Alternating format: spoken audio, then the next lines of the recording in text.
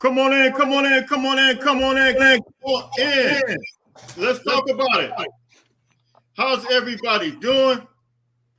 We got a special guest, and his name is Tim Prangley. You guys know him from the Voice of College Football. Can you hear me okay, Tim? Yeah, loud and clear.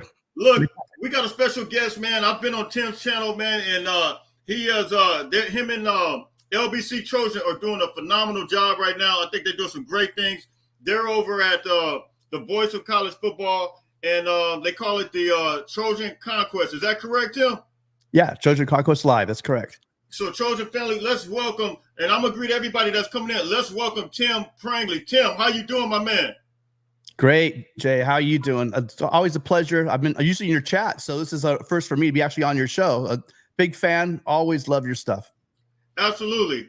So, man, we definitely appreciate you coming in, man. And I believe that we are going to have Jaywalk step in. He got tied up, but he will be stepping in. I want to answer, just greet some of these guys right here. This is Ray Benuelas. This is Michael Benuelas' father. How you doing, my man? How you doing? How you doing? You guys know Big Michael Benuelas. Brian, what's up? Sheldon Christie, what's up from Louisiana? How you doing, my man? April, how you doing? Fight on, fight on. How's everybody doing? Look, we got a lot to talk about. Olympia from Olympia, Washington. How you doing? Look, we got a lot to talk about. Oh, yes, we're getting ready to talk about that. Zombie, new defensive analyst. Absolutely. Look, something special right now is going on with USC football. And, I have not seen it like this, and I can't even tell you. We got 65 in here already. We just jumped on. I cannot tell you how the uptick in recruiting right now is such a high level right now that, I think the whole country is being served notice right now. So much so that just today, and Tim, I think I just talked to you just briefly off camera about this, Ty Anthony Smith. You guys know he's down to, I believe it was Oklahoma, Texas, and USC. Big-time linebacker. He just had a visit there. And look, Ty Anthony Smith has just canceled his trip to Oklahoma. You starting to see some things that are kind of unusual. We talked about it possibly being like this. And one of the things, Tim, that crossed my mind, and I was going back and forth with somebody, and I want you to answer this question.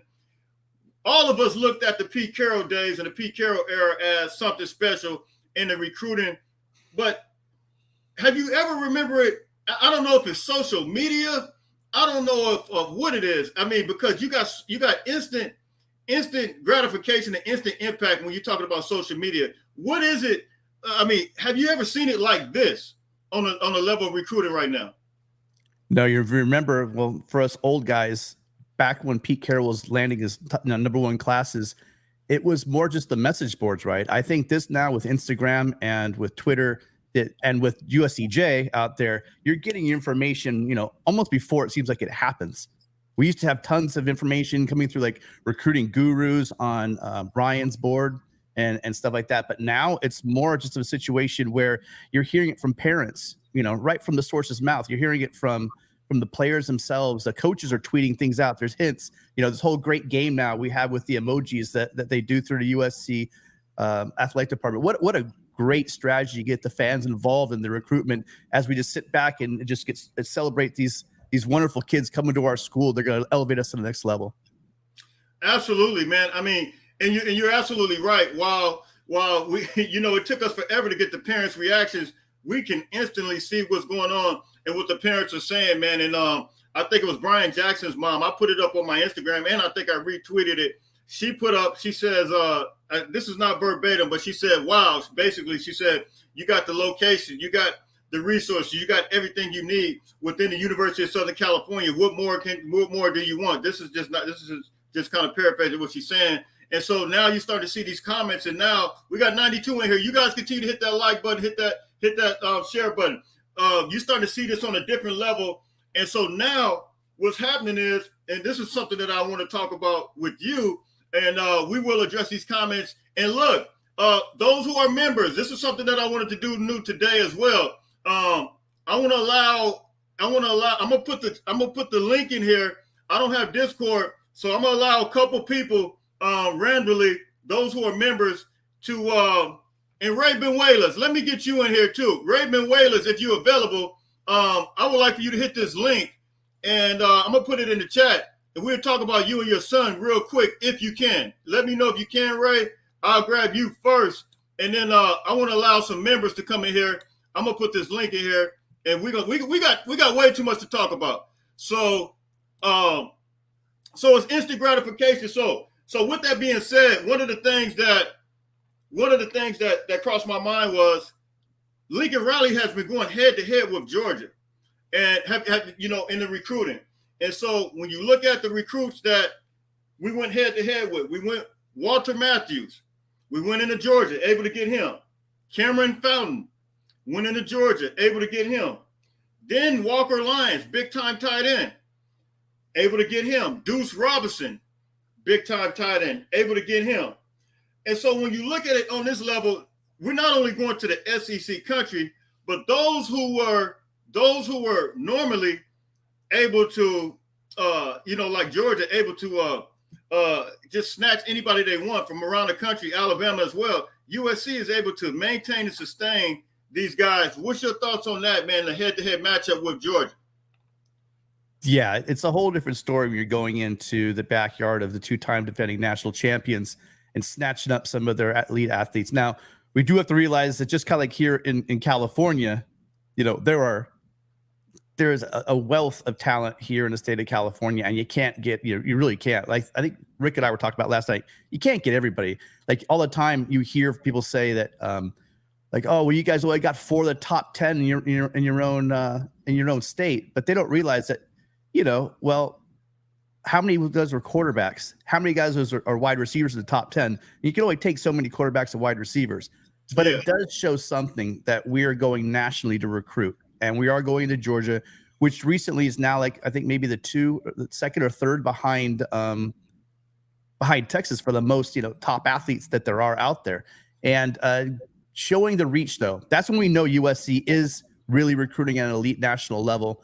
That's when we win national championships. And when we're going into New Jersey, when we're going into, in the old days, going to Florida, New Jersey, and Texas to pull kids from Ohio and Michigan to bring them to USC and win national championships under Pete Carroll. Well, now we're doing that. We're going to Connecticut. We're going to Georgia. We're going to Texas. We're going into Florida, and we're grabbing the best players we can do.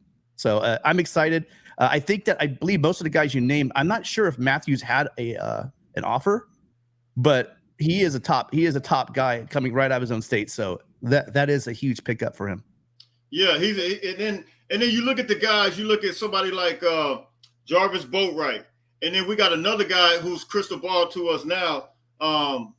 He's out of Clearwater, Florida. Jarvis Boatwright is out of Clearwater, Florida. Both of those guys are crystal ball. Were crystal ball to I can't think of the other guy's name. It just slipped my mind. Offensive lineman from Clearwater, Florida. Both of them were crystal ball to Florida State. We possibly got him. I think this is we got somebody coming in right now. We're gonna allow guys one at a time to have an opportunity to speak. But both of those guys were crystal ball to USC. I mean to Florida State. But now USC is able to flip these guys. So you're gonna have possibly 2 guys from Clearwater, Florida.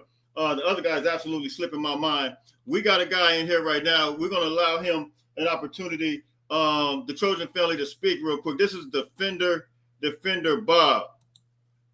Defender Bob, how you doing, my man? Tell us where you from. Fight on. I'm from Tennessee. I'm from SEC country. Wow, deep in the South territory. Uh-oh. SEC country. We're starting this off new, man. We're gonna allow just a couple fans, just a couple of minutes to speak, man. What you have for us? I just have a big question about California kids, especially at modern day, who seem like they want to be wined and dined and take their time in making decisions. And it seems like the rest of the country, these kids, when they see what they want, they see what they like, they commit quickly. Why do you think that is?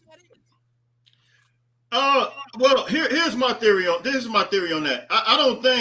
I think it's a difference now with Lincoln Riley and staff, and as you've been seeing in the past couple of weeks, the momentum swing is like on another level right now.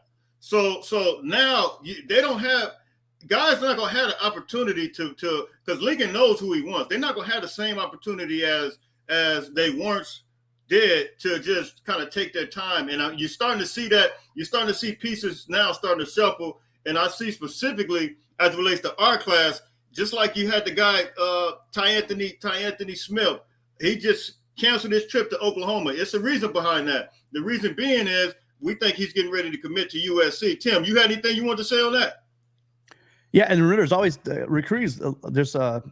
It's dynamic, right? There's a lot of moving parts, and a lot of these kids, you get offers, but they're not always committable offers. You know, I'm sure that Jay and Jay Walk can go into that a little bit more, but these kids are being told to get on the rocket ship or watch us go on by, right? That was exactly what was said during that presser for Lincoln Riley. I think last year at the Golden Hour, I think that's when he said it. And so these kids have to make decisions. I'm blanking out. I was just trying to look it up. The name of the kid, Jay, who was the Texas safety that we heard about for all this time, and he was kind of sitting back and deciding. And I don't know. There was rumors that he moved on. Yeah, I'm not gonna say his name because I don't want to. I know you're talking about.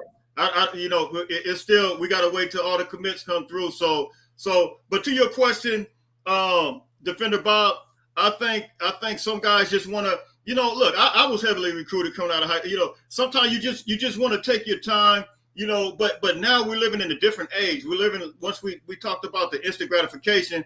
You're giving 5 trips. You know what I mean? So you want to take your 5 trips and you're giving that, you're granted that. So I think some people should be allowed to take their time.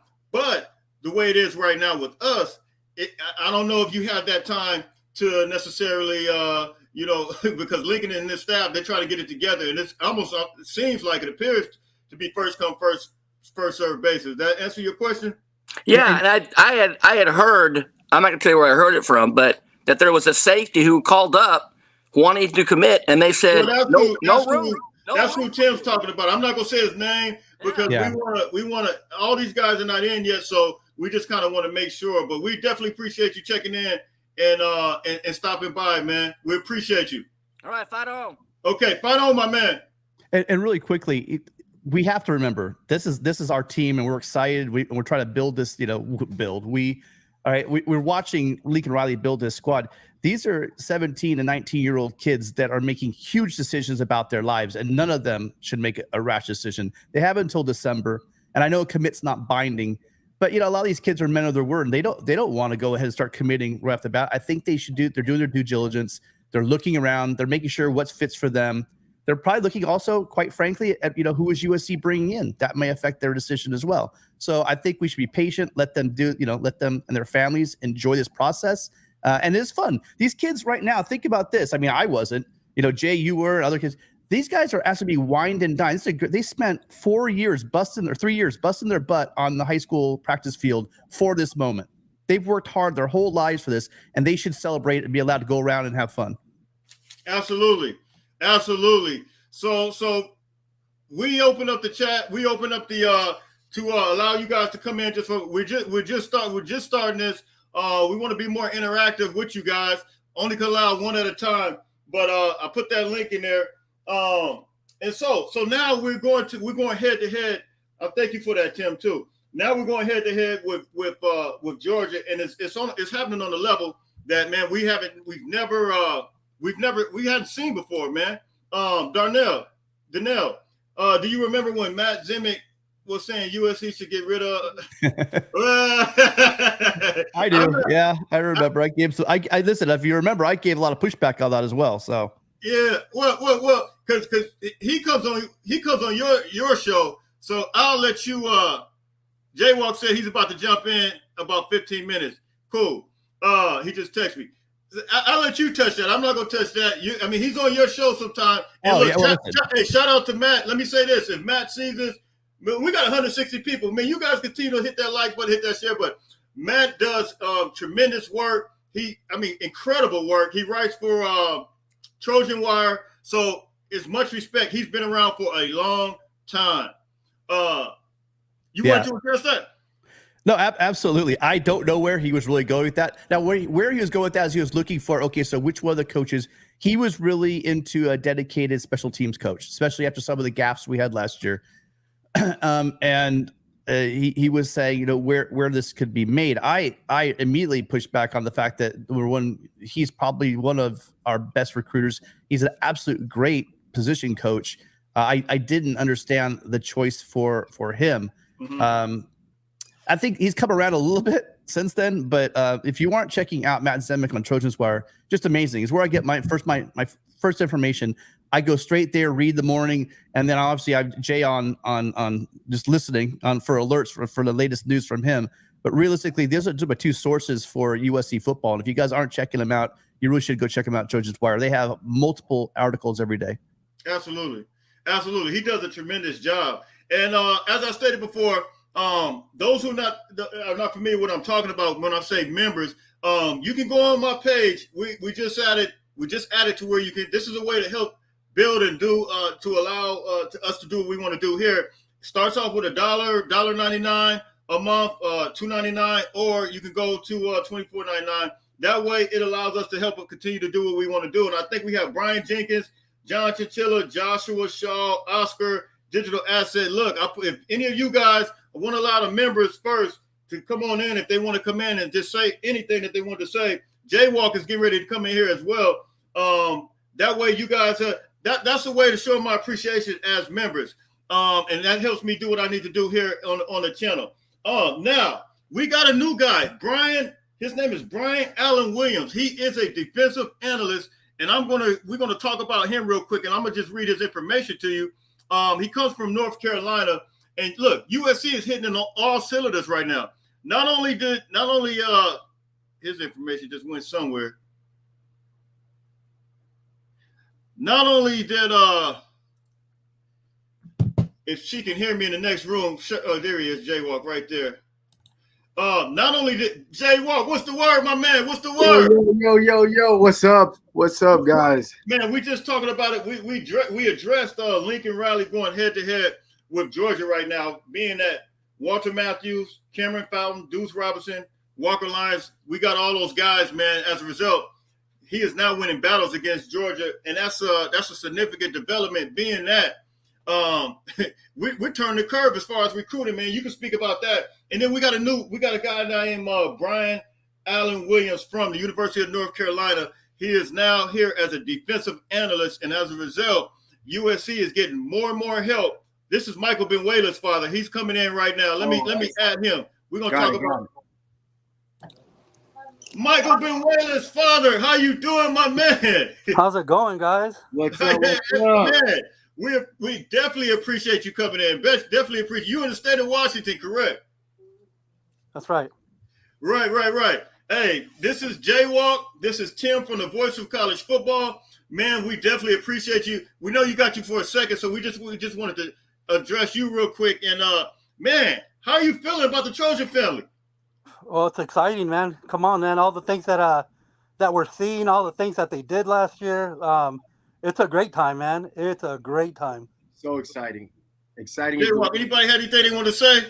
It's so nice to actually meet you, Mr. Benuela. It's so exciting to meet you, man. We absolutely love your son, and we just can't wait. We know what he's going to do. He's most certainly going to leave a very destructive and wonderful footprint, against those opponents that we go against. So I'm really excited about all that you and your family are going to bring to the body. Yeah, thank you. He's one of these dudes, man. It didn't lift a lot of weights. So now with the strength program, I mean, even a week and a half, his body's ready to blow up. I think he's going to do some amazing things. See his video, man. Like I've seen him run out with the running backs. Like he's going into the second level. He's doing some things. I'm telling you, I'm excited for him. Like it's going to be on him, man, to put in the work, and we'll see where this goes. That's wonderful. Absolutely. I mean, we've been watching Benny Wiley, and I've been seeing these other guys, Braylon Shevin. They put all these freshmen on there. I mean, these guys are looking absolutely phenomenal. Your son included. I'm so excited about what's taking place with the USC program, man, and we're so happy, man. We're so happy that he chose USC, man, because he's a part of this big move, this big Big Ten move. the momentum that's taking place with League and Raleigh, man, it's straight up go time. It's on and popping, it's on and cracking. Tim, you had anything you wanted to say before? We just wanted them to come in and greet everybody, man, and just say, look, this is a official welcome to the USC Trojan family on here on USCJ show, man. No, it's always great to meet the parents behind these great young men, because they don't just show up on this earth and show up on our campus, with the influence and the support they get from family. That's right. Your son's an absolute monster. The one thing I saw when I first saw him was just how he just his energy. He's nasty. I mean, in a good way. He's just wrecking kids. And for you to tell me he would hit that weight room like he's gonna do it, or Betty Wiley. I'm just. Am I slobbering? I mean, I'm just getting excited thinking about what he's going to do. These poor guys in the Pac-12 later in the season. Maybe they start working him into the rotation. Yeah. I'm really excited. He's the kind of guy we're going to need when we jump into the Big Ten. Just the maul guys. He looks like he loves. All guys on the line like to do run blocking, but he just looks like he loves to get after guys and just get to, like Jay was saying, get to that second level. Go crush a couple of linebackers or safeties on the way, to a touchdown. I mean, I can't wait to see it. I mean, he's very destructive. That's what he's going to destroy defenses. It just is what it is. He's got that mindset. He's so coachable. Everything that I hear in-house is he's up next. He's the future of what we're looking for as we transition. And I'm just uber excited to have guys who have this level of passion and athleticism to match their passion. And then you accompany that with high football IQ and strong family foundation that it just bridges the gap between the areas that we've been struggling in for so long, right? Because there's a lot of ingredients that are required to really make a well-rounded athlete, particularly a football player at the level that USC requires. And that family support system, and that being like the central nucleus of what drives that athlete, what internally moves that player. When we have parents that come on, such as yourself and some of the other parents that reaches out to USCJ, and sometimes myself, and most certainly I'm confident, Tim, my brother Tim, we know that we are just infusing our roster with a bunch of athletes who have the well-roundedness that we need and the accountability that we need when you coach them and love them hard the right way so that they can move forward. And I just see your son just being an anchor point for this class and making sure that we are all on the right track. I appreciate that. The Poly kids are come from great families. Yeah, they're very athletic. So all our line, they are building something special. But I think you called it, man. They're getting kids that have a great character. Like I've met a lot of families, and it's like, my goodness, man. That's it. Yeah, wait. And if we just take a moment and just think about the strength of your ancestors, and that's your son. He is the byproduct of all of the ancestors that have survived everything that they did to get to the point where now you're in existence, to where you can breathe life into him and create him. If we just track the history and the lineage of the warrior spirit and the competitiveness of what it is to come from your orientation, I want all of those guys protecting me. I want all of those guys in the battlefield with me, and I can speak from personal experiences.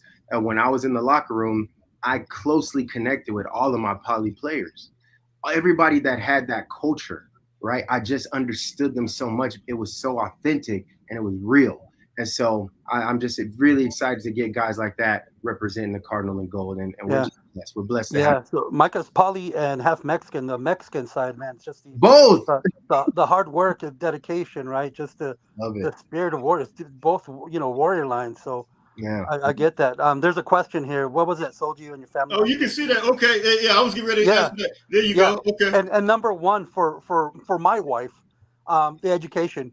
You just can't beat it, man. You can't beat that. I mean, the only other school, schools like Notre Dame that have the football and the education, but what USC is levels ahead. It's like you just a degree alone, and forget about all the other things that I've seen. With my own eyes, and that's you can't beat it, man. Yeah. You're really touching on a very important issue, because when you look at this move to the Big Ten and them being a part of the AAU, you know that's part of the research and development school, and USC is a part of that, and that means high academics.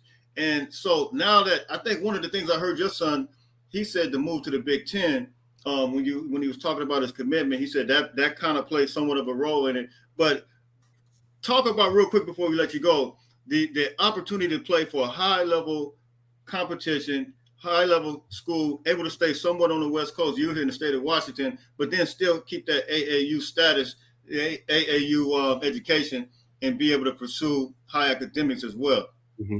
Yeah, the one thing that I'll tell you about my son is he wants all that smoke, right? He wants to go get the best. He's never shied away. I don't know how many times he wanted me to travel, all over the U.S. right for camps. He didn't care. A couple of times, one where he was MVP, he was sick, and I almost pulled out because he ended up getting MVP, and that's just his mentality, right? He just wants to play against the best. He wants to be the best. I love to hear it. Absolutely. So look, we're not gonna hold you, but you're always in the chats, man. I appreciate you, and I'm making it available to where we can allow people to members, and then of course parents, man. It's already a given. Anytime you want to come in periodically, come on in, man. Give us an update. Let us know. Hey, I'm going to be a member, man. Hold on, that'll happen today. Absolutely. Hey, we appreciate it. Hey, appreciate it. You already a member anyway. I mean, I see you all the time. So, hey, man, thanks a lot for coming in. Tim, you had anything you want to say, and Jay, before he gets out of here?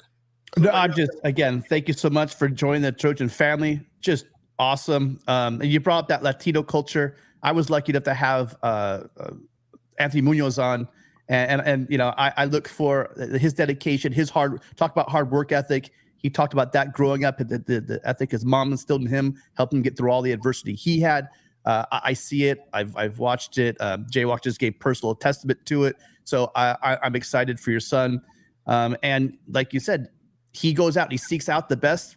Well, he came to USC to do that. And I think as we get all started pick up, speaking of Georgia pickups with Fountain, we're getting the best guys that got here to hone your son to get best at his craft so he's ready for the NFL.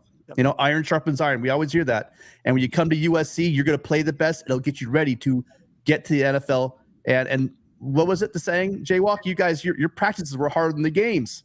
So when you show up the game, this is time to relax. We're playing these other scrubs from Double A Eugene up there. We're gonna wreck these guys, no problem.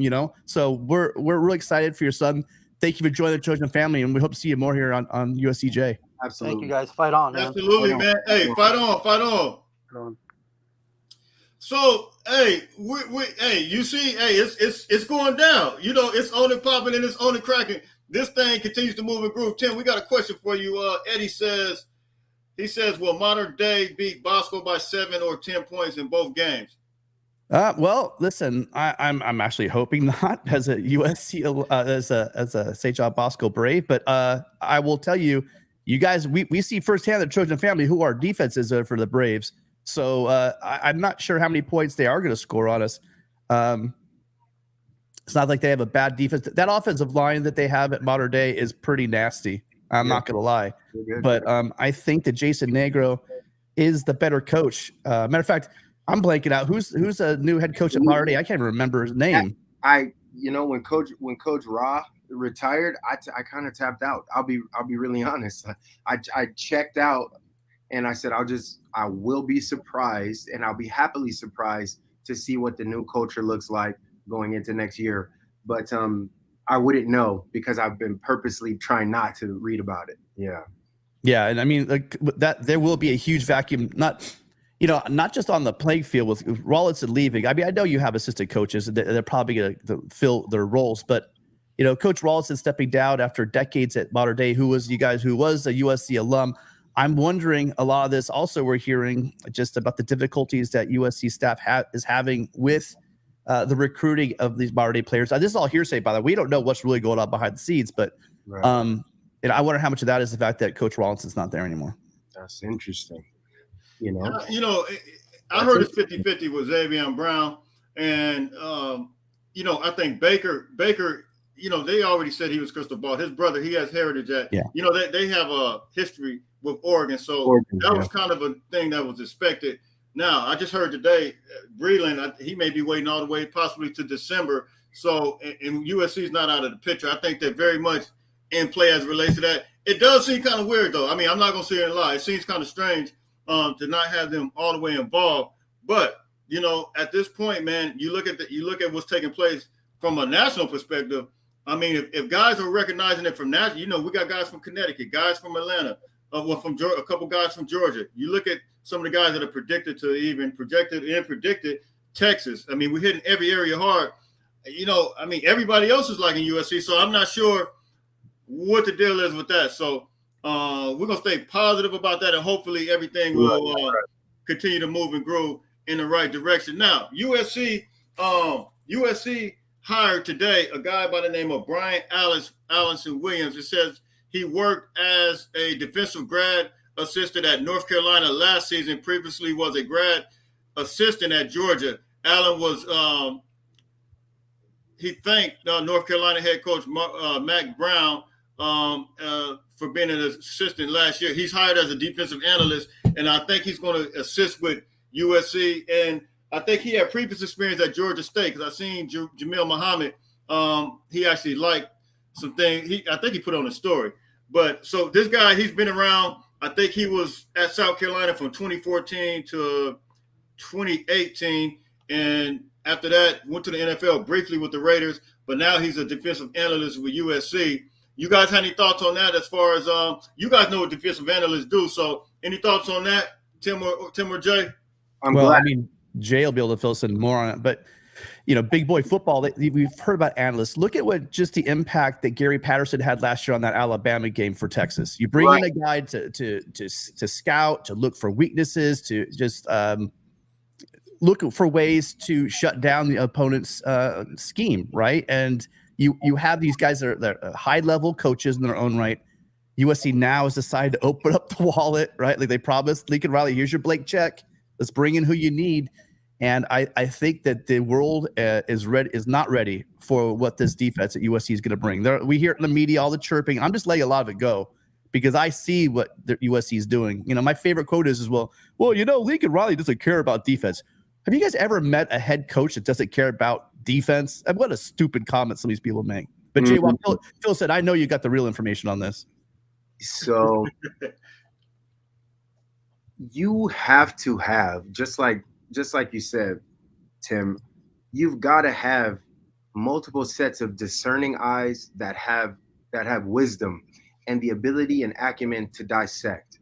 So it's one thing to have to call defensive plays, to call defensive fronts, to call defensive schemes, to make sure your depth is appropriate for those coverages, to make sure you understand and recognizing down and distance, situational football, tendencies, all of the things, the nuances that happen from a defensive perspective. The fatigue factor of players, the availability mentally, emotionally, physically of players that the whole world will never understand. You can have your very best player on the defense being the worst player and performer of that game. And it happens all the time because young people are consistently gauging themselves on their last rep or their last best effort and are consistently chasing that next emotional high or trying to make that next big game-winning play. And sometimes you can get out of rhythm, you can get out of sync chasing this phantom performance that you've had once or twice this season. Now, I digress. What I'm saying is imagine a coach like Alex Grinch who actually has genius-level game-calling abilities. Whether you want to give him credit for it or not, he does, because he can put players in the right position to make the right plays. Now, you need those players to have the talent enough to fulfill those plays. And now I believe we do. So now if you can take the responsibility of Grinch having to deal with all of those things and balancing all those things out and get someone who can just specifically analyze what the offense is trying to do, give Coach Grinch a little bit of guidance, help him situationally put players in the right positions who are available in those moments. And it could change from game to game. But if they're available in that moment, because sometimes your best player might be somebody who has not been your best player, but they are just on fire this game, right? Absolutely. You might need to put them in over somebody who we would perceive as a starters because they are in the mode. They feel the rhythm and the flow of the game, and whatever reason, they're just on. That's where defensive analysts can come in and say, hey, man, we need to swap him out for him right now. Absolutely. Not only that, but look at what they're doing. Here's the last 4 times they've been in this similar situation. Here's their favorite sequences and combinations, and this is what I believe we should try to throw a package like this at them. That's what an analyst will do, and we need that at a high level. And I think Alex Grinch last season was just overwhelmed with all of the nuances and the micro nuances that he needed to do because everybody's looking at him. Not to say our other defensive coaches weren't amazing, but it was our first time. And so now you get someone else who can kind of take some of that workload off. You guys have no idea how much of a relief that is. It is a huge, right? And someone you trust, hopefully. Absolutely. I appreciate that. Look, we got a member. I told you guys, I said members. This is one of the things we're going to allow members to come on in, those who joined up. And we got Brian Jenkins all the way from, is it Birmingham or are you from Tuscaloosa, Alabama? Birmingham. Birmingham, what up, big man? Oh, you looking swole, man. Hey, man, don't let me take mine off, bro. Hey, man, you look like you need to be on the field yourself, man. What's up, man? Hey, thanks for having me on. I appreciate it. Look, I'm not going to stay on long. Jaywalk, I went back and watched that game in South Bend. Could you just describe what that atmosphere was like back in, what was that, 05? That was the Bush push leader. Yeah. I'll tell you, I have 2 perspectives. I have the game day perspective, and then I have the me watching film perspective. So in the game, unbeknownst to many of the world, that was my Michael Jordan flu game. So Okay. I had 104-degree fever that game. And matter of fact, so much so that Coach Carroll forced me to wear a blacked out visor over my eyes because he didn't want the receivers to see how sick I was. And I can also remember not remembering much about that game until I watched the film. I mean, I felt bad. And I had 2 really critical pass interference calls in that game. Where I saw that. I think I almost cost us the game, believe it or not. But I was really fighting. So the environment was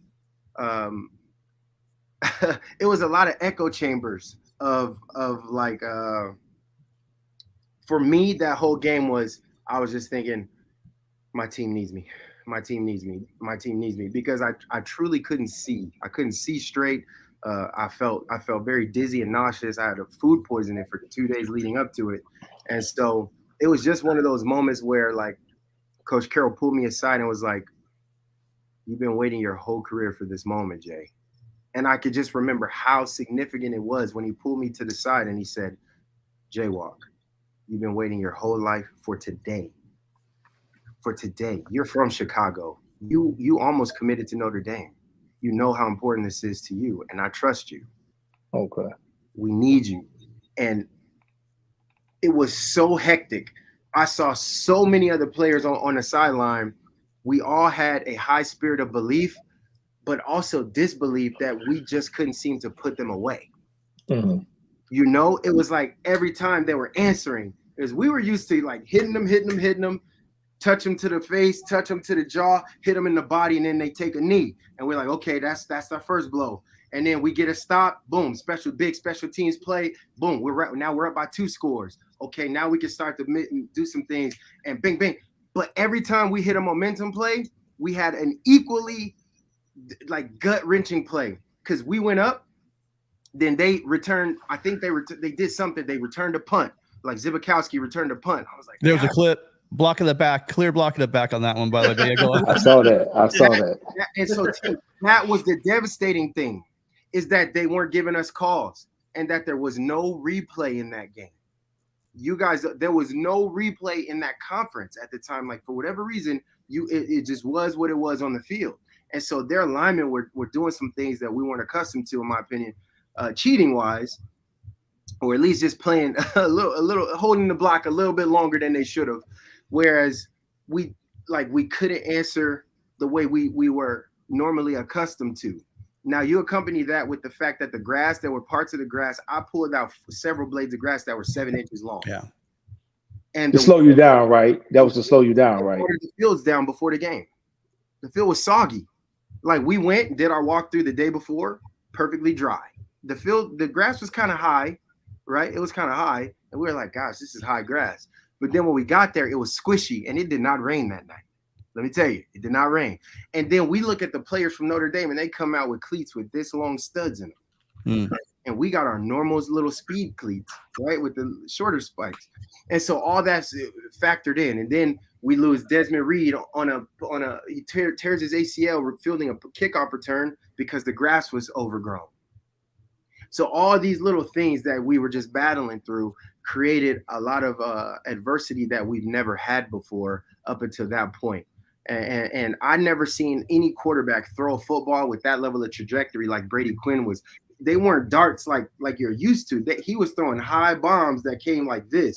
And so he had Jeff Samardzija, who was like 6'5" or something receiver. And then Maurice Stovall was the other guy that was 6'4". They're both over 230 and just tall, rangy backs. And then they had Anthony Fasano, who's another big 6'6" something in.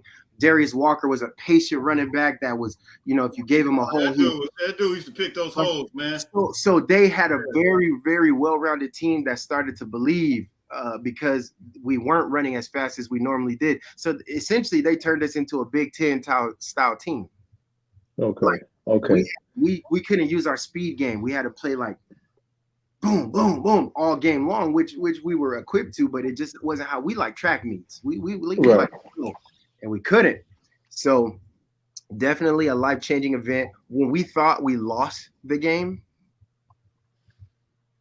when I think Liner, it was the play before the Bush push play, where Liner dives out of bounds, the ball flies out of bounds, the clock says 0, one ref says touchdown, another ref says game over, and then Notre Dame rushes the field.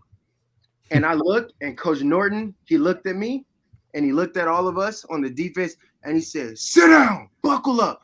It ain't over. And we're like, how? Look at this clock. Look at the clock. Look at the clock. We said it's over. What you mean? It ain't over. I see all of the defensive players, and you just got guys pacing like Frosty Rucker. He's just chewing his mouthpiece. Everybody's still ready. We're still all helmets on. They rushed the field, and we all put our mouthpieces back in. You understand? That's the mindset. It wasn't like, oh, okay, we just submitted and we realized, dang, we lost. No, there was a spirit of like, this ain't it. So Coach Carroll says, go sit back down. Go sit back down. The refs, they kind of sorted away. Charlie, it was Charlie, right? Charlie Weiss. Yeah. He was screaming and cussing, and the game's over. The game's over. Nope. We get out there, and Coach Carroll is like, clock it. And it was supposed to be a clock play. From my understanding, it was supposed to be a clock play. But Matt Liner, with being the beast that he is, was like, forget this clock stuff, man. I'm going in. And then Reggie came in and was like, let's do this thing, and that was the game. And boy, oh boy, the pandemonium, the amount of cussing them Catholic students was getting. I was like, y'all supposed to be Catholic students. They was cussing us out, bro. They was cussing the refs out. That set the tone for that title game. Then I'm gonna jump off. Thanks a lot, Jay Walk. I appreciate you having me on. But that set the tone for that title game. But that 4th and 2 hurt my heart. Was that box stacked? Was the box stacked on that 4th and 2? With Lindell? Yeah. Yes, it was, but it's more than that.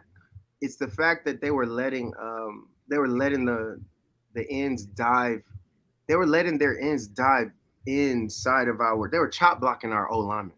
That's illegal.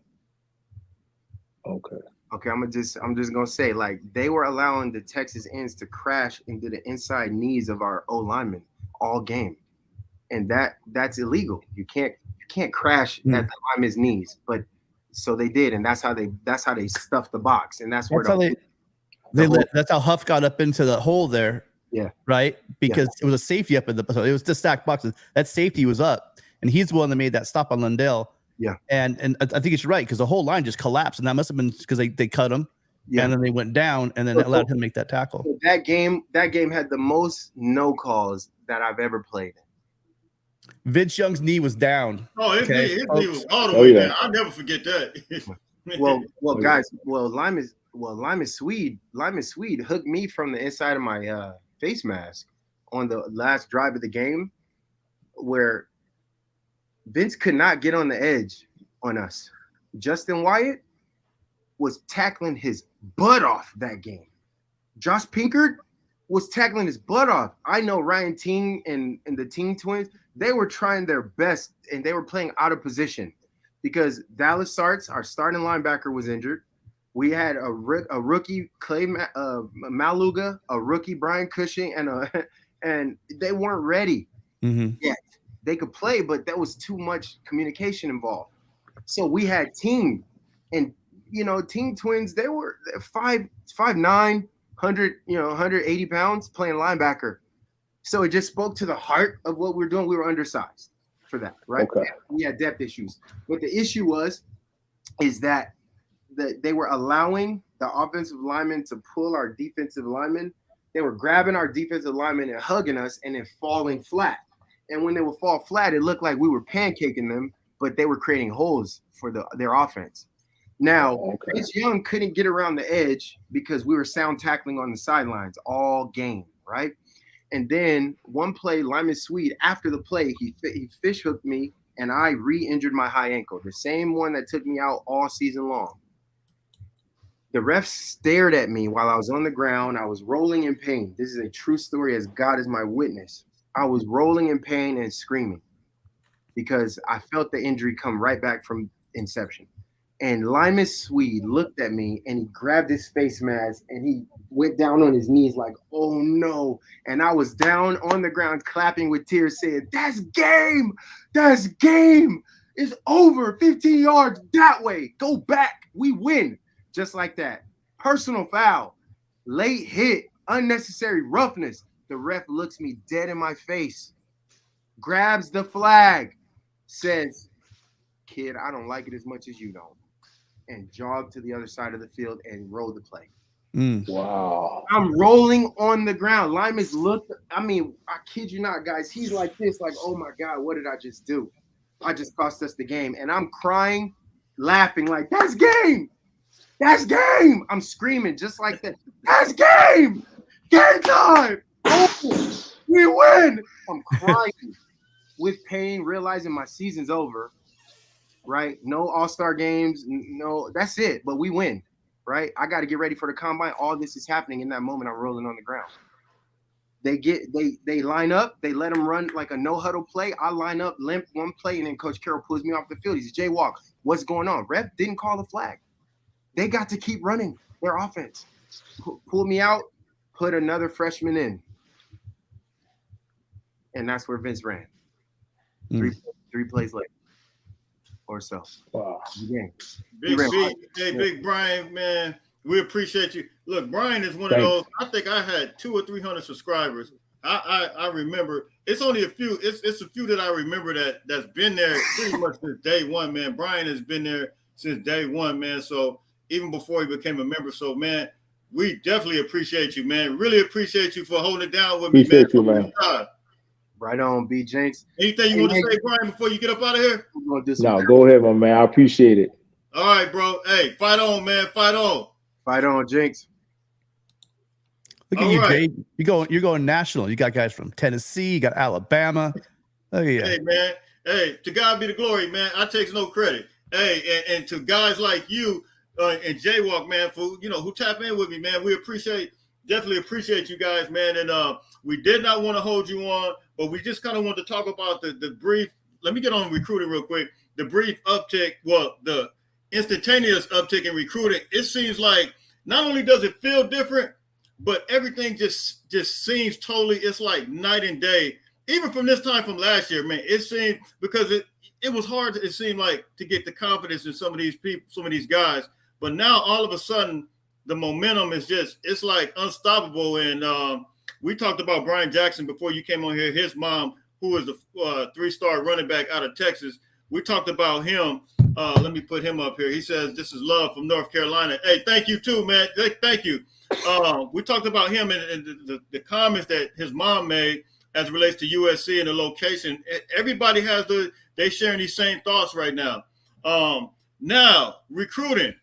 USC was in the top 14, top 15 before yesterday, Right. before the big news that we got the new recruit.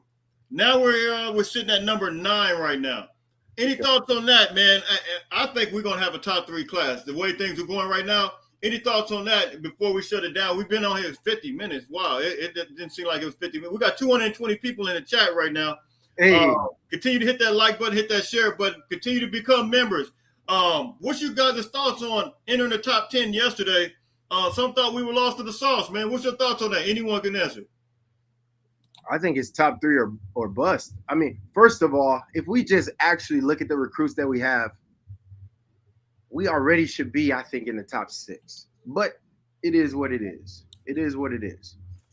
And there's so much room left for what we're doing. We still have a lot of guys in that pipeline that are all in communication with one another, who are just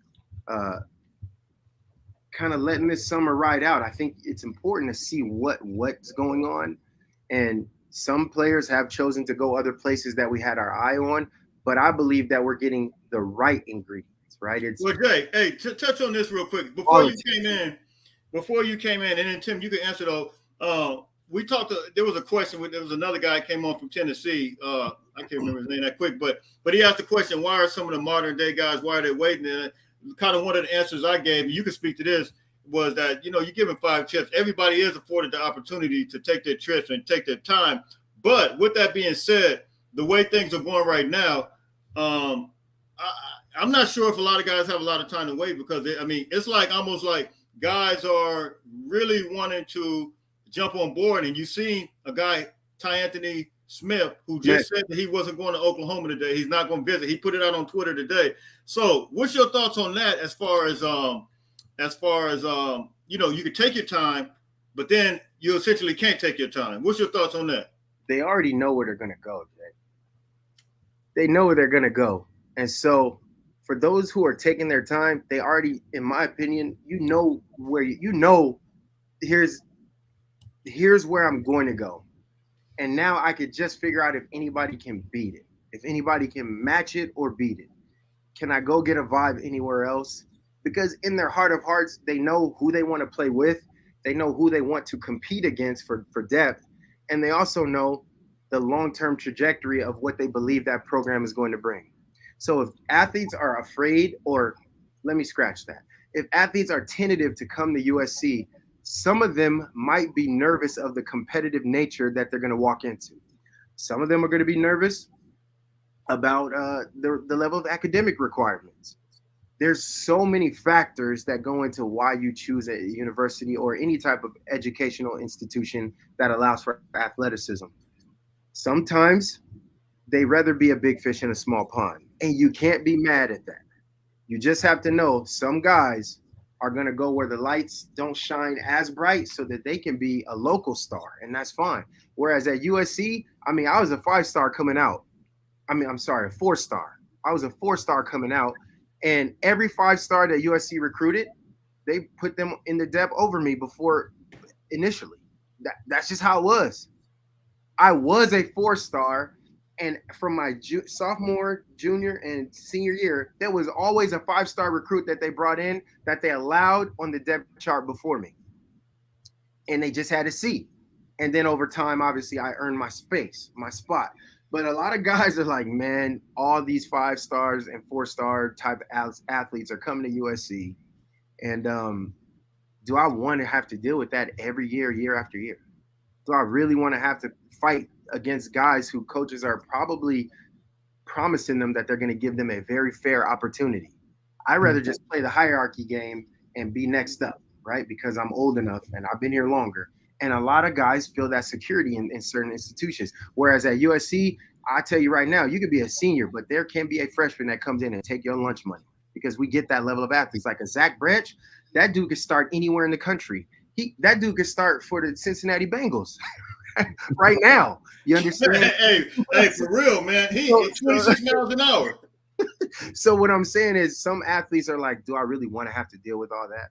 Well, that's one of the things, and Tim, you can answer this too.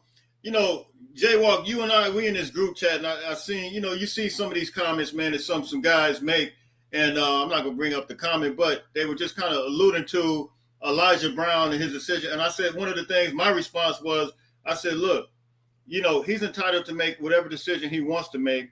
And to your point, some people are just comfortable being where they're at. You know, you come to USC, you don't have to battle, man. You got Malachi there. You got some guys there. I mean, this is the way it's going to be.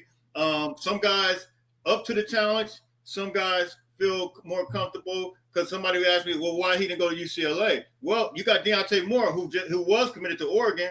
Right. It's going to have to be a battle over there as well. So, you know, he felt comfortable going to Stanford. Hey, God bless him. Look, some people don't even reach the level that Elijah Brown is reaching right now, playing at a school like Stanford. So, you know, he's entitled to his decision. Tim, you had anything you want to say on that?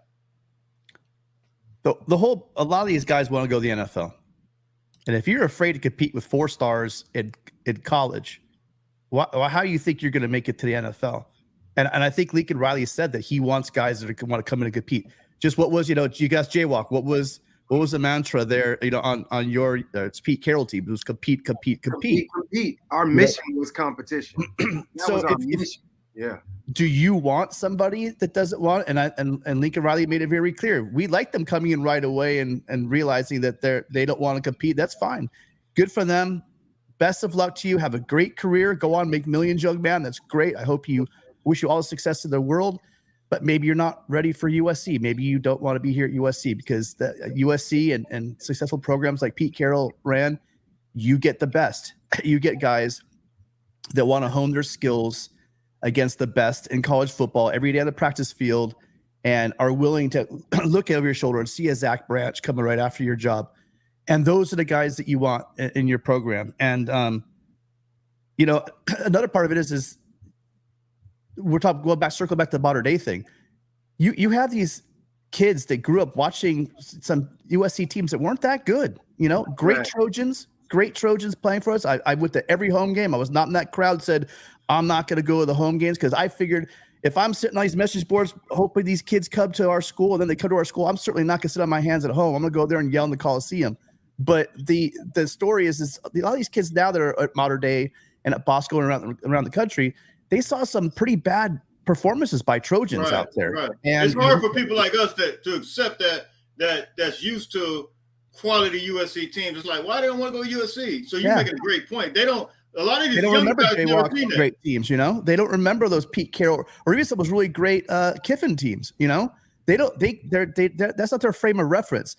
And so you also have the parents and uncles that grew up being Duck fans and being, you know, Ohio State fans, and you got to overcome that. And I really liked Darnell Lacey. He played in the 90s. He was a safety in the 90s. He's a coach now at St. John Bosco. And I had a really quick exchange with him on Twitter. And he basically said that, hey, listen, Lincoln Riley's coming in and he's making those investments. His staff is coming and talking to us and to the players, making us a priority. And you watch, things are going to change. So I'm hoping that we do see that over the next couple of days with some of these Bosco guys because Vivian Rasa and getting in. I mean, I really like Jordan Lockhart. He's a big linebacker that hits. This guy, watch his tape. He sheds tackles like, and he's getting into the backfield. So, you know, a big back like that, we're going to need in the Big Ten. So, recruiting, you guys, we're excited, right? It's amazing right now. We're starting to get almost that flavor we had under Pete Carroll. Some of you guys that don't know, this is not Pete Carroll level recruiting. Pete Carroll said, I'll take you. You know, that's how it was back then. Number one, back to back number one classes. That's where we're getting towards. And I think if we repeat last season, this year, I think we're going to start seeing a lot of those. You know, I don't think we get, you know, I'm with you. I hope we get a top 3 class. I think we're somewhere snugly in a top 5, 6, you know, area. But I think if we go to the playoffs, if this defense plays the way I think it's going to play, I think that then we start picking who we want, and we will be competing for number one classes. I agree. I totally agree, man. We got 243 people in this chat right now. And awesome. Look, it is straight up go time. This is Roy Benuelas, Michael Benuelas. He says spots are limited. Now he can tell you firsthand, spots are limited. You can be a strong 4-star and get passed over. Fun and games are over, and it becomes business. You know what? And that's what you're seeing now. You kind of see that. You're seeing guys canceling out. I've never seen guys, canceling out recruiting trips. And, you see it with Ty Anthony today with Oklahoma. So it is a different world we're living in right now. Lincoln Riley, I think they hold the keys to everything right now. And it's straight up go time. And if you want to be a part of something special, these guys that came in this weekend, they seen how special it is. They seen, talk about the yacht. These guys are on a yacht. How often do you get a chance? Then you go to the Staples Center for breakfast. You go to Staples Center for breakfast. Then Friday night you had a luau. You talking about all these different things that are going on at one time for a weekend, man. How do you turn that down? Anybody can answer that. Oh, they're saying all the families, and there was off the record, but families were saying things about that they've been to, lots of officials. And this one blew everybody out what they're doing. Annie Hansen and her team. I wish I remember some of the names, but she's put together just an insane staff. She's like a drill sergeant with a smile on her face, but a drill sergeant making sure this stuff runs like clockwork. Yeah. And these parents are coming in and they're more than impressed. They know exactly where they need to be. Absolutely. What can you ask for? You got Josh Hansen, kicking butt, getting all these tight ends, stealing from Georgia tight ends, and you got his wife bringing the rest of them in. What a great time to be a Trojan here at USC. And real quick, I know we're really low on time, but I'll tell you with Annie, that starts well before they come on their official visits. Because when they come to the games, the home games, you should see the spread and the layout that the recruits get that are just coming to see what it's like to be on the sideline and to be in the crowd and to hear the fight song and to hear and feel the energy, to smell the tailgate, right? All that love, those seeds start getting planted as early as their sophomore years or so, as they're, being funneled into the parent and player section after the games and before the games. So when they get into whatever the official visits and they get into the luxury suites and they're like, wow, there's still another step beyond all the love I've already gotten, and how they get to interact with the players after the game and talk to the guys in the locker room and get signed gloves and get, wristbands and equipment, sometimes cleats than they wear in high school. And it's amazing. All of it is amazing. And it starts well before their official visits, well before. And Annie's just killing it. She's crushing it. The Hansen family, they're smoking it right now. Absolutely. Danelle said amazing show, man. Look, you guys make it amazing. All of you 250 people in here make it absolutely amazing. We appreciate everybody for coming in, man. We're not going to hold everybody up, but look, Jaywalk, and Tim, either one of you go first. Man, what are the last things you guys want to leave us with? We got to do this again, man. Tim, we appreciate you, man. I am a massive fan. Man. I'm a massive fan of both of you guys. So if you ever want to let me come on your show and listen to Jaywalk preach to me about all, let's see, I'm a lifelong fan. I literally grew up. I was born on the USC campus.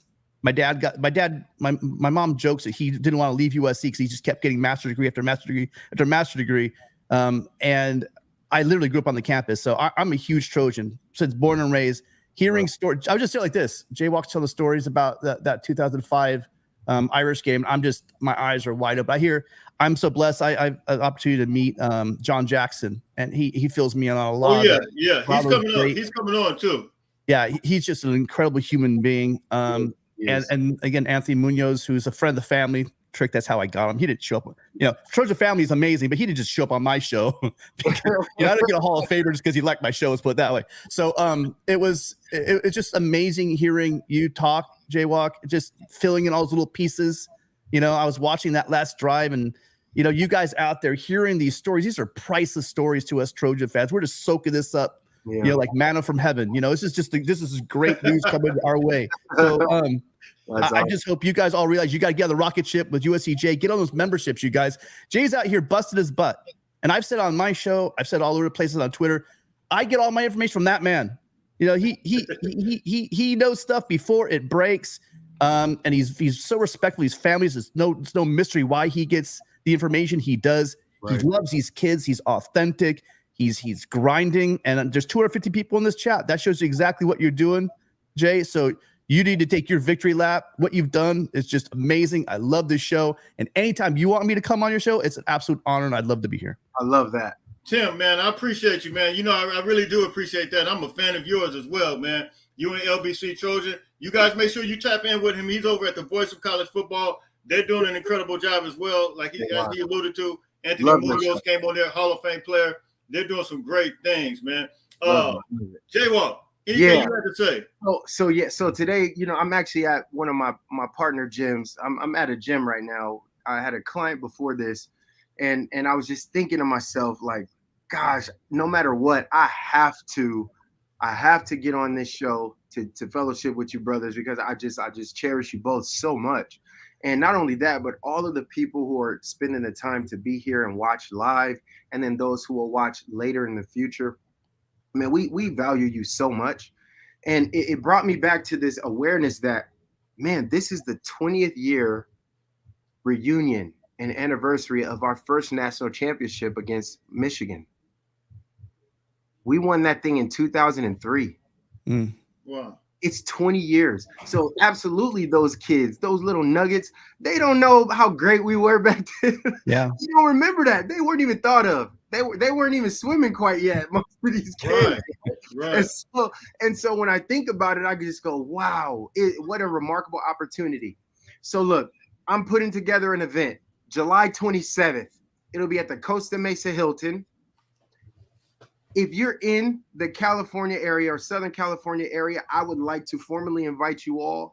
Direct message me to figure out how you can get tickets. But we're going to do, it's called the USC Football Legacy Event. Jay, tell them who you had. I was there last year. Last year we did it's called the USC Legacy Football Event, where we celebrated the past, present, and future of USC football, where we had guests on a panel, a very select group of gentlemen who all wore the Cardinal and gold, to tell us about their experiences in football while they were at USC, after USC, and what they're currently doing now, and what they project USC to be like before last season, because the event was like 3 or 4 weeks before opening kickoff, which it will be the same this year. So long story short, last year we had Lindell White, who did a great job giving us insight. We had Sean Cody, All-American. Lindell White, All-American. Darnell Bing, All-American. We had William Buchanan, who was the fastest man in college football that no one knew about, but his father's a Hall of Famer. He was a wide receiver that played for us, and he ran a 4.21 40-yard dash. Fastest man in grass that the world never got to find out about until he was in the NFL, and he led his rookie year of all receiving for the Raiders, his rookie year in the NFL. We had Greg Carlson, who was one of our most sure-handed wide receivers and punt returners. That the guy Coach Carroll said, "I trust you the most, Greg Carlson, to return punts." And we had Reggie Bush, but he trusted Greg Carlson. We had Oscar Lua, who was like an All-American top caliber linebacker. Frosty Rucker was there. Colin Ashton was there. Greg Farr was there. I can name so many guys, and I don't want to miss anybody, but we just had so many brothers. Sam Baker was there. And it just goes on and on. And we had Brandon Hancock, just monster players, right? And this year, I can't spill the beans on who our guests will be, but we are going to have some more of those special guests where you get to have an exclusive opportunity to listen to them, talk about their experiences at USC. This season's venue is going to be a Champions Quest, and we're going to be celebrating and highlighting that 20th year class, that anniversary class of national champions when we beat Michigan in the Rose Bowl in 2003, and also discuss like what it is to be a champion at USC and how we see this new team mirroring some of the things that we did in our past and echoing some of the roads that we had, but also creating a new pathway with the NIL being a major part of college football, the conference realignment, and all these things, and getting the players real perspectives. So July 27th, Costa Mesa Hilton, 6 p.m. I want you guys to direct message me for more details, and I will teach you how to get those tickets and secure your spot. Spaces are limited. There's going to be food, fellowship, fun, and we're talking about the USC heritage as well as the USC future. So please come on board. I'm the MC. I lead the whole event along with the USC School of Martial Business in Orange County. we put the event together, and bro, we really kill it, and it's a fun event.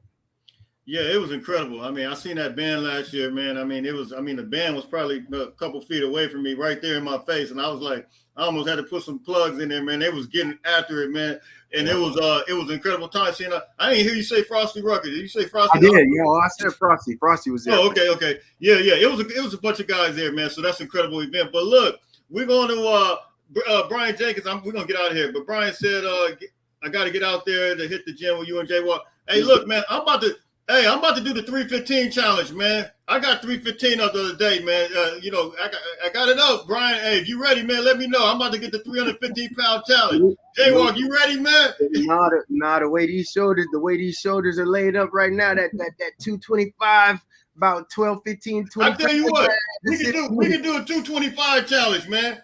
I'm getting 25 of those at least. Oh man, bro, you see the punching gloves in the back, bro. I'm in my fight camp right now. I cannot. I'm. Hey man, that's a whole different type of deal there. Yep. But anyway, man, Tim and Jay, we appreciate you. Jay tells and Tim, you're right. Jay tells. I think I told him this off camera. He tells stories like nobody else, man. I mean, it's he puts you there on the field, man, from the way the grass is to everything, man. So I definitely appreciate and value everything that he brings on here as well, man. So look, an hour and 10 minutes. This thing went super quick. It is super exciting right now. The USC family is moving and grooving. Tim, once again, thank you for coming in. And look, thank everybody else that came in and joined the chat. Man. So look, until later on, we got recruiting news. It will continue to move and groove. We should be hearing some commitments today. Until later on, listen, everybody stay blessed. Listen, don't forget to make sure you get up, get out, and make some things happen. Until later on, everybody stay blessed. Fight on, fight on, fight on. Fight on.